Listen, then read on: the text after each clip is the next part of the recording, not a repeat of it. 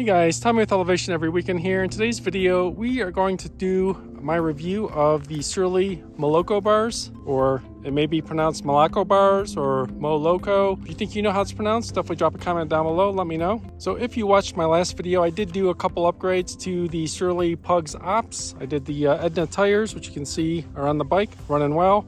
And I did these bars. And now that I've had a few rides and really racked up some miles, just want to give my impressions on what I think about them. Probably one of the main benefits and selling points for these bars are the multiple hand positions. You obviously have the standard grip position, and then pretty much like any set of bars out there, you can hold near the stem.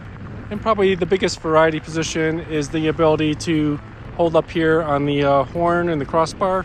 So having a variety of positions on here, especially on longer rides, and I have tested it out, you can really change up your hand positions, which is great for comfort. And I've even found benefits of riding this bike into the wind. Using that high position up by the crossbar is also a little more aerodynamic. One of the obvious notable features is the sweep of the bars for the grips. It's obviously significantly more than you'd see on a standard straight bar, which usually has just a slight kickback, but the sweep on these is about 35 degrees. So it's not as severe as some others on the market, like the Jones bars. I think they're more like 45 degrees. And having tried those once, I just did not like them. It was not comfortable in the dirt. I felt like you gave up a little bit too much leverage on the maneuverability for the front wheel, but that's just my opinion. But these are actually quite good. So while you don't have quite the leverage that you would have on a wider set of straighter bars, like I have on my ice cream truck, these do still do a good job of giving you adequate leverage while being a little more comfortable on the long term. Probably the main benefit with the sweep that these bars do have is that it puts your hands and your wrists in a more natural position. So I haven't suffered any numbness. And the other aspect is it also kicks your elbows in a little bit. So again, a little more comfortable, a little more relaxed, but not as adept at technical handling. One of the primary benefits to this bar setup is the ability to mount a number of things to it.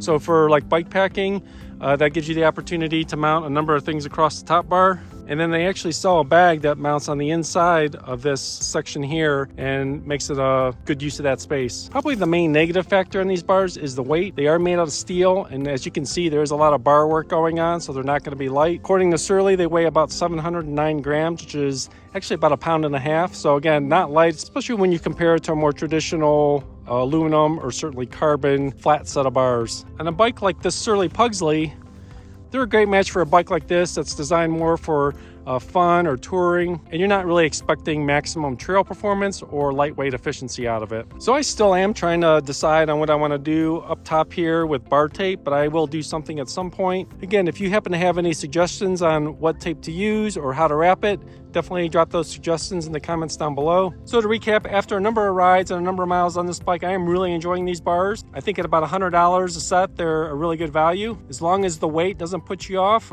they are pretty versatile in that they're very comfortable. You have a number of hand positions. They're great for bike packing and touring, but you don't give so much of the handling that you would want on a bike that's going to see the dirt and potentially encounter some technical terrain. So if you have any additional questions or comments, definitely drop those down below. If you enjoyed the video and found it helpful, definitely drop a like down below. And if you want to continue to follow along what I'm doing with this bike and all my other fat bikes, definitely subscribe to the channel. It does really help out the channel. I am planning really soon to compare and contrast these bars with the Surly Corner Bar, which I've done some other previous videos on. And I'll be really curious to dive deep between these two sets of bars Surly offers and see which I prefer. So thanks a lot and have a great day.